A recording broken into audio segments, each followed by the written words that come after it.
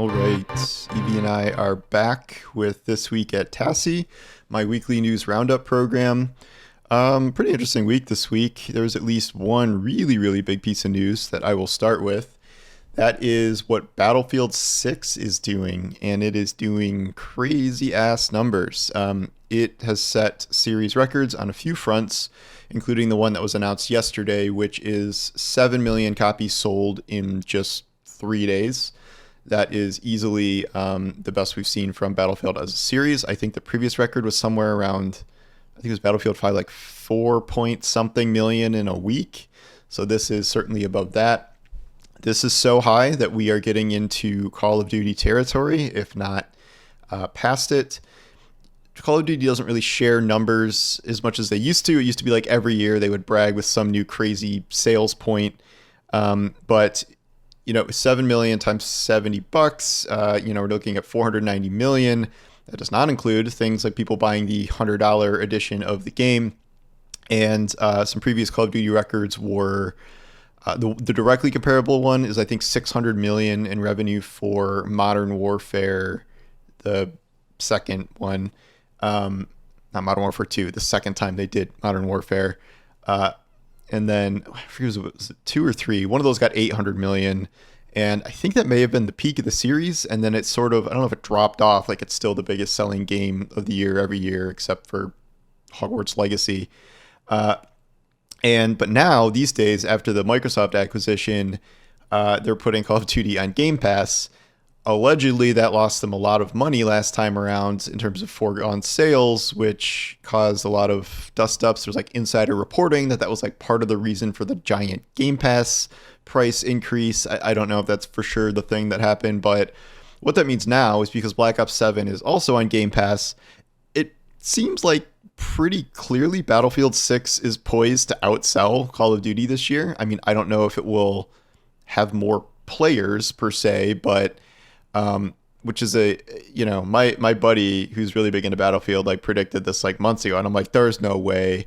Like, it might get kind of close, but like there's no way Battlefield 6 could outsell Call of Duty. Well, here we are.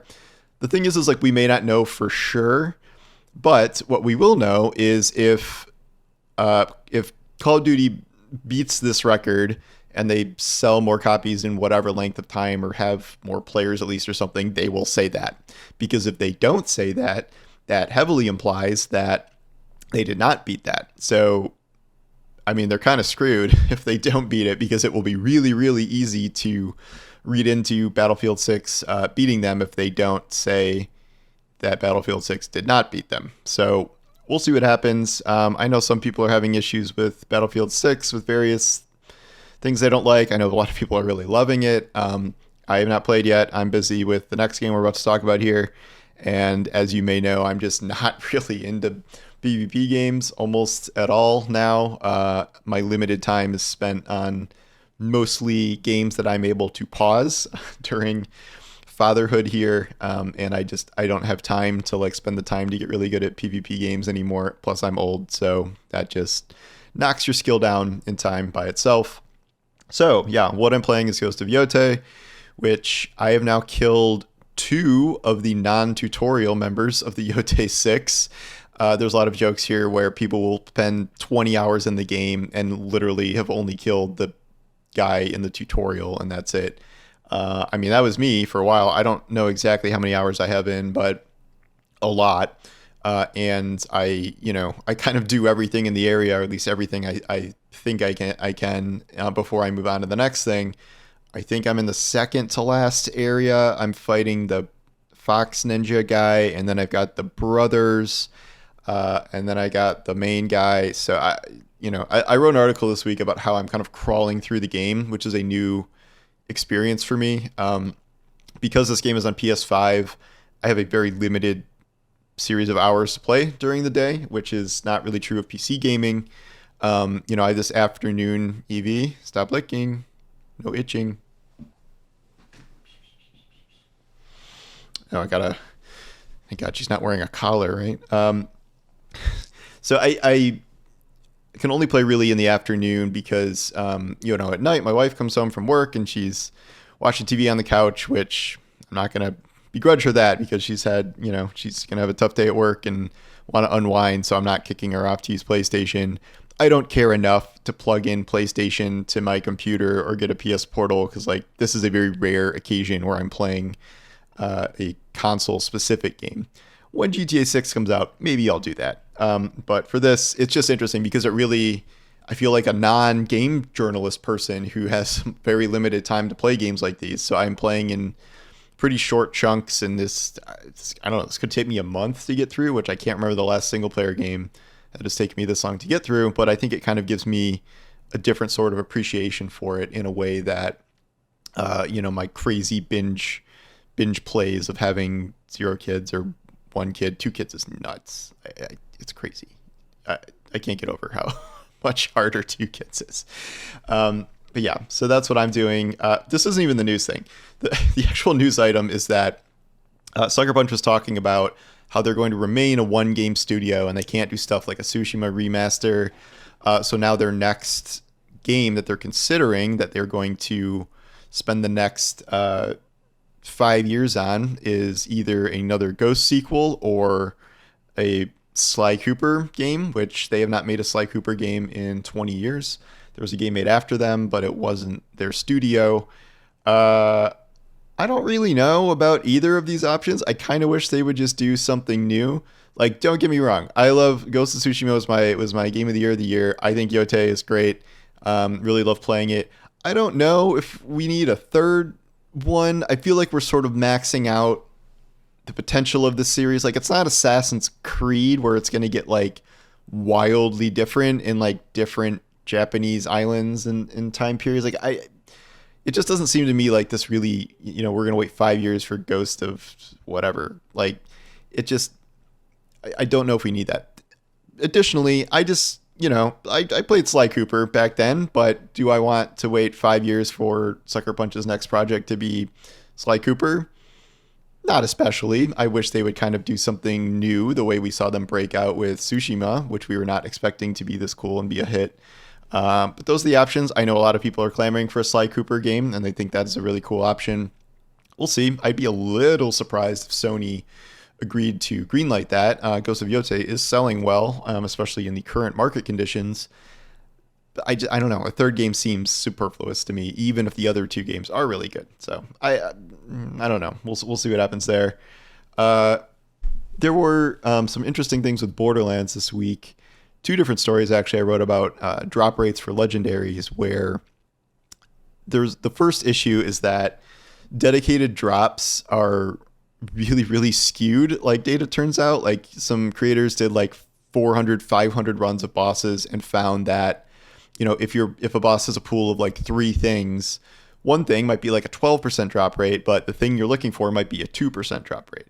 And this is different than past games in that it's not just like you get the thing and you run with it. It's like you were probably looking for really specific parts aligned on it to get the version that is necessary for your build. So it can take, there are certain things that people grind for months for in old Borderlands game, but this is like almost everything with a low drop percent chance you are grinding for dozens of hours for to potentially get, of the same boss to potentially get the role you want. And even the creators are like, okay, this is a bit extreme. People, like, when I brought this up, people were like, oh, well, they made legendaries rare and that's what they should have done. Yeah, absolutely. I have no problem with the legendary drop rate in the game as a whole. I think that's fine. I definitely think that they've done a good job with that. The world drop rate is pretty low, but that's fine. Boss drop rate is like, I think it's like 14% for any legendary, like not a specific dedicated one, which like that's fine. But how granular it gets with like the really specific dedicated drops can be kind of maddening given the way they have the system now. But then there's this other thing today where like this is something Borderlands has always done, but this time around it feels like especially weird. Like all level 50 gear in Borderlands is the same. If your gear is level 50 on whatever difficulty level you get it, it does not have reduced stats over something you might get in the hardest difficulty like Ultimate Vault Hunter 5. It's all flat. It's all the same. So, logic would dictate like, oh, okay, well, as you go up in tiers, like it's a better chance of getting the stuff you want. It's higher drop rates of legendaries because like that's how it works in most loot games. But that's not how it works in Borderlands. And it has not worked in Borderlands like that in the past. But, currently the situation is the dedicated drop rates, at least, are even across all difficulty levels.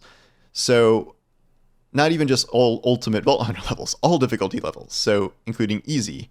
So if you are going for any dedicated drop, the most efficient thing to do is to farm whatever boss or activity you're playing on easy, which will obviously, even with a extremely non-optimized build, is going, at level 50 is going to be very, very easy to kill no matter what it is. So no really making a build around handling a specific boss efficiently. Like, it's just going to die no matter what you do. And that is, like, you're just hamstringing yourself essentially for no reason. If you're playing anything higher than that, it's different this time because of the flat, like, all level 50 gear is the same.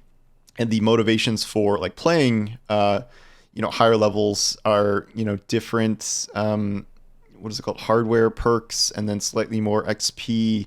And it's like challenge mode for its own sake, which, like, great, but that's not really how games work like this. And between, like, the power level stuff and then searching for parts on stuff and, like, the more necessary efficiency of grinding this time around, it feels pretty weird. And I don't think a lot of people know that that's how it works.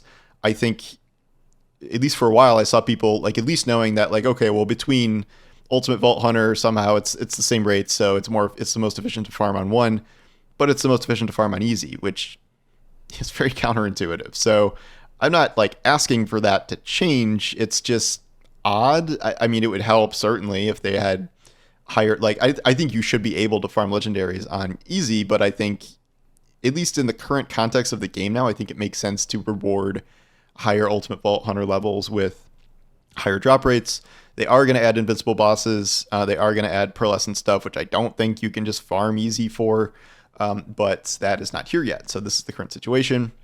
So yeah, I found that interesting. I have 3 max characters now. I just got Eamon to 50. Eamon was so awful for the entire time, except right when I got to level 50, and I got, like, the single class mod I needed for this whip build that made it melee damage, and, like, everything came together, and now it's, like, the most insane build I've ever had. So that was, like, a really frustrating process because, like, leveling him was terrible, but now he's probably, like, my best character. Just very strange.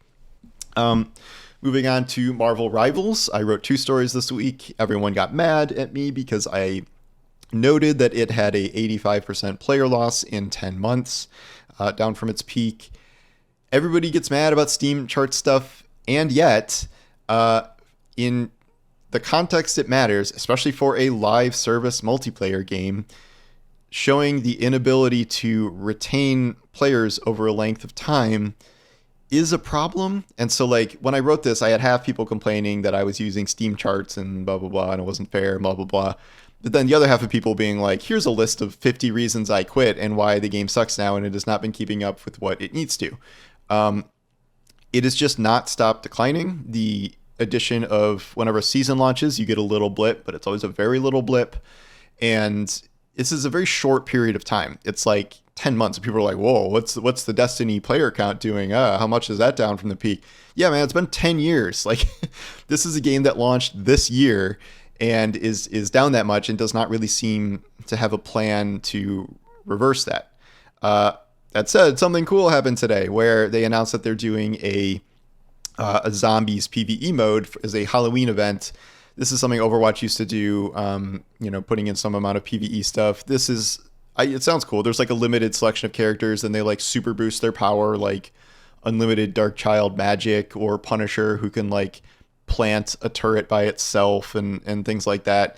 They think they gave Blade Moon Knight blades and stuff. Like, this is all related to, like, the Marvel Zombie show they made.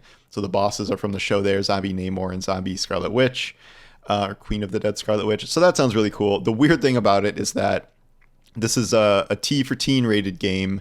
So you have all these hordes of zombies that you shoot, and there's no blood or gore or anything. It just, they just fall over and stuff. It's very counterintuitive for most zombie media. If you're playing zombies, obviously, like Call of Duty zombies mode, it's very gore filled. All pieces of zombie media are pretty gore filled. So it comes off a little awkward, but it's cool. I'm glad they're putting in a PvE mode. I think it's temporary. They just sent me a press release about it, and I emailed back and I'm like, does this have an end date? Let me see if they got back to me. They did not. He is checking. So I'll log on for that. That sounds cool. But yeah, I mean, I don't think it's great that they lost 85% players in less than a month, and there just hasn't been anything to reverse that yet. That said, if it's peaking at 85,000 or whatever, that's still good. It's just a matter of, will that keep dropping, or is there something that's going to kind of extend the lifespan of this to give it more longer term success than like just this big first year, but after this it just kind of keeps dropping off and dropping off. That said, it seems like Marvel really does like the game. They're doing this animation collaboration. They released this video of the main Marvel TV guy doing the collab with Rivals. So I don't know, whatever. I really like many aspects of Rivals. The animation style is just still the best thing I've ever seen in a Marvel game. And, I hope it does well, but I don't think I was off base to point that out. Destiny, I mean, a lot of stuff happened. We started the week with people noting that had the lowest player counts, even in the bad Curse of Osiris era, where there was like literally not any content at all. People were bringing up the old quote that was presented after the fact about how Bungie thought they were weeks away from shutting down if the player count continued to drop, and now we are below that level. It's a little bit of a different context here because I think the amount of people working on Destiny now is probably like a third or at most a half of what it used to be back then. And they have like the Sony cushion of them. I know Sony's demanding, but like they also, if they're not, independent, they don't, with no backup plan, it's better to be owned by somebody at this point. I mean, Curse of Osiris, they were owned by Activision, so maybe they could have been saved, but they were still owned by, yeah, they were. It is very bad, certainly, and it's so bad that Bungie is just, they're in full panic mode. They have made so many changes to the portal and power and leveling to the point where like they launched this huge portal patch this week, and like leveling is lightning fast and it is dropping loot on you like crazy. And this is absolutely what I said to do. I said this is a time to be generous, not stingy, and that's what they're doing. But it's a temporary stopgap because by doing this, they've kind of broken the whole system of what they built in the first place. Because you can now max level yourself in a couple of days, maybe. And so in theory, when Renegades launches, you're going to be, or right now, you could be max level for the next 8 months. And so this is clearly not how they wanted the system to work in the first place. Though I would rather have this than what the system was supposed to be. It's still like, I think they're kind of scrambling and they don't have a way to piece this back together in any way that makes sense anytime soon. So kind of crazy this week with that. They also are eliminating unstable cores, and they gave us a shit ton of them. Really good, because I've been using the Infusion freely, which, God, it's nice to not have to worry about Infusion currency. I wonder if that could be translated into not having Infusion currency, but here we are. So Festival of the Lost is next week. I will log back in for that, see if there's any good loot. Wow, my hair is terrible today. Just noticed that. But yeah, so anyway, thanks for watching, and I'll talk to you soon. Take care.